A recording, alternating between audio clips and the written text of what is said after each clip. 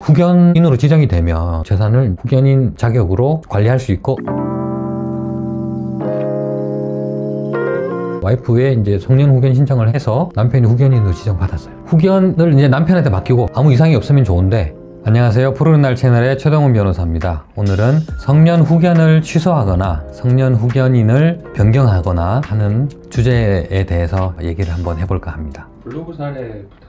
성년 후견이 요새 점점 많아지는 추세인데요. 주로 이제 부모님의 치매나 정신적인 좀 이상 이런 것들 때문에 상속 재산을 지키기 위해서 후견을 하는 경우가 많이 있는데요. 오늘은 부모 자식 간의 후견이 이루어진 게 아니라 부부 간의 후견이 발생했던 사례에 대해서 한번 얘기를 해볼까 하는데요. 부부가 이제 같이 이제 맞벌이도 하고 결혼 생활을 쭉 유지해 나가면서 각자 명의로 이제 재산도 많이 이제 취득을 하게 되고, 아내 명의로도 부동산과 여러 가지 금융재산 이런 것들이 이제 많이 있었습니다. 그런데 이 아내가 교통사고를 당하게 됐는데 머리 쪽을 많이 다치게 됐어요. 혼수 상태로 좀 오래 있었고, 나중에 깨어난 이후에도 사고가 나기 전과는 달리 행동도 미숙해지고 직장 생활은 좀 하기 어려울 정도로 말도 어눌해지고 생각하는 것도 좀 미숙하고 요런 이제 상황이 됐어요. 그런 상황에서 와이프의 친정 엄마가 와서 와이프가 조금 자기 재산을 관리를 못하니까 자기가 좀 뭔가 해보겠다, 와이프 명의로 된 건물에 월세 처리를 자기가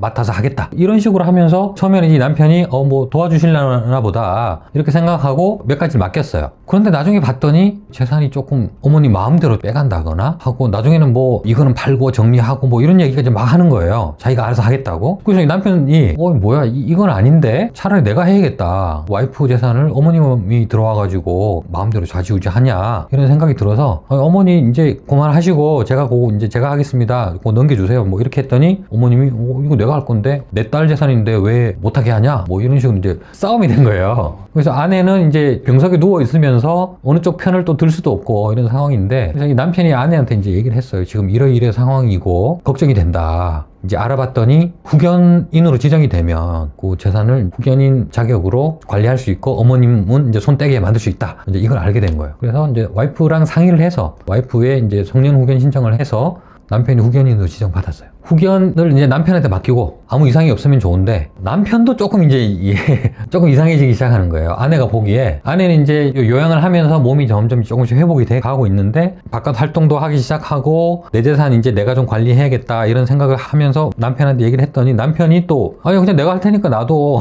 차라리 그냥 내 명의로 옮겨가지고 내가 할게 이런 얘기를 막 하는 거예요. 그래서 아내가 이거 이상한데, 이런 생각을 또 하게 된 거예요. 사람이 재산이 가면 그렇게 조금씩 변하나 봐요. 그 재산 관리 문제로 티격태격 부부 싸움을 자주 하게 된 거예요. 내 재산이니까 돌려줘라 이제 그만 하니까, 자기는 후견인이니까 누구 마음대로 내가 후견인인데 당신 나서지 마 이렇게 된 거예요. 그래서 안 되겠다, 내가 직접 하고 싶다, 나도 이제 내가 직접 할 수 있는데 이거 좀 그만두고 이게 하고 싶다 그랬더니, 남편은 점점 이제 뭔가 뒤에서 꿍꿍이가 있는 거죠. 이 와이프를 병원에 입원시킨 다음에 뭔가 또 자기 마음대로 뭘 하려고 하는 걸 알게 된 거죠. 그래서 이제 이 부인이 이 성년 후견 이거 취소시키거나 아니면 후견인을 좀 바꿔야겠다, 그런 생각을 하고 상담 오신 거죠. 성년 후견이 용어 설명 부탁드립니다. 옛날에는 금치산자, 한정치산자 그런 용어들이 있었고, 그 사람들을 대리해서 일을 해주는 법정 대리인 이런 사람들이 있었는데, 그 개념을 이제 아예 없애고 지금 이제 새로 만든 게 이제 성년 후견 제도거든요. 스스로 판단해서 일을 처리하고 재산 관련해서 일을 보거나 아니면 내가 어디에 거주하며 어느 병원에 갈 것이며 이런 거를 스스로 이제 처리하는 게 맞는데, 그런 것들을 스스로 판단할 수 없는 사람들이 있어요. 주로 이제 치매 환자들이나 그런 분들이 되겠죠. 그런 분들을 이제 옆에서 도와주기 위해서 성년 후견인을 지정을 해서 후견인이 피후견인을 대신해서 재산 관리도 하고 신상 관리도 해주고 이런 제도로 만든 것이 이제 성년 후견 제도인 거예요. 이 성년 후견 제도가 잘 그 취지대로 이행이 되면 좋은데, 말씀드린 사례는 남편이 이제 그걸 약간 악용을 한다고 좀 이제 설명을 드려야 되겠죠. 필요성이 없는 것 같은데 계속 이걸 유지해가지고 자기 마음대로 재산을 좀 어떻게 해보려고 이렇게 지금 하는 상황인 거죠. 본인이 정상적인 생활을 할 수 있으면 자동으로 취소되거나 그런 건 아니에요.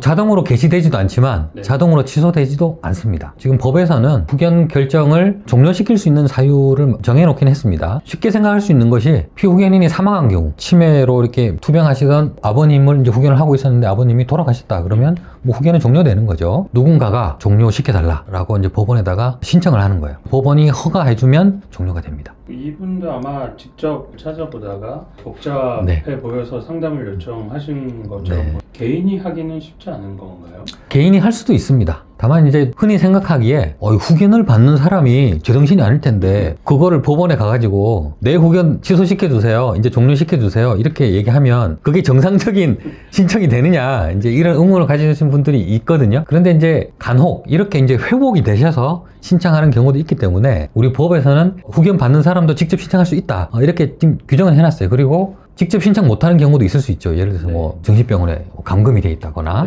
그러면 이제 주변의 친족들이 또 할 수 있게끔 해뒀고요. 심지어 이제 지방자치단체장이 할 수도 있고 뭐 검사가 할 수도 있다, 이렇게 지금 정해놓긴 했습니다. 그래서 이제 종료시킬 수 있는 거는 본인이 직접 할 수도 있다라는 거고요. 다만 이제 변호사의 도움을 받을 필요가 있느냐, 그거는 이제 본인이 선택을 하셔야 되겠죠. 종료 신청을 했을 경우에 법원에서는 그러면 종료를 할 필요성이 있는지를 당연히 심사를 하겠죠. 그때 종료시켜 달라는 쪽의 의견도 들어보겠지만 지금 후견을 하고 있는 후견인의 의견도 듣거든요.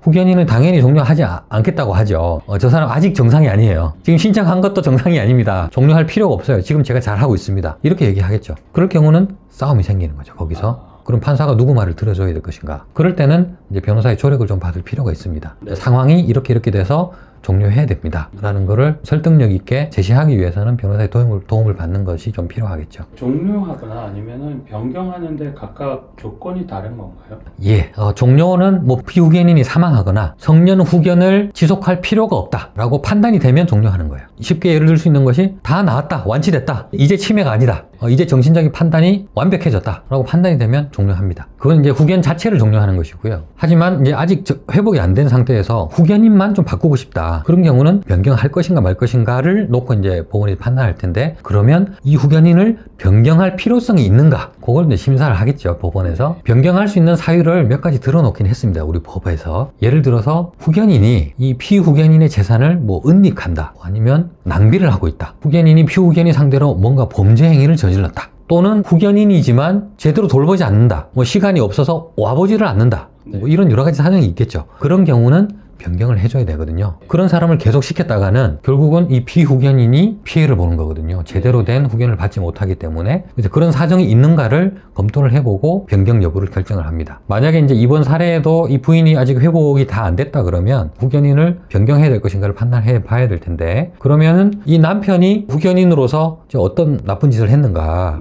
이 부인의 재산을 뭐 어떻게 빼돌렸는가, 그런 것들을 따져봐야 되겠죠. 마지막으로 이렇게 취소나 아니면 변경을 하려고 할 때 주의해야 될 사항에 대해서 좀 조언 부탁드립니다. 이 부인도 남편하고 얘기가 안 돼서 결국 이제 고민 끝에 후견인을 좀 바꾸겠다, 아니면 후견 자체를 좀 종료시키겠다, 이렇게 결심을 해서 오셨는데, 후견 제도 자체가 아직 생소하기 때문에 지금 이제 후견이 이렇게 진행되고 흘러가고 있는데 이거는 어떻게 해야 되냐, 이걸 모르시는 분들이 많아요. 남편이 내 동의 없이 뭐 재산을 이렇게 막 하고 있는데 못하게 하고 싶은데 도대체 어떻게 해야 되는지 모르겠다.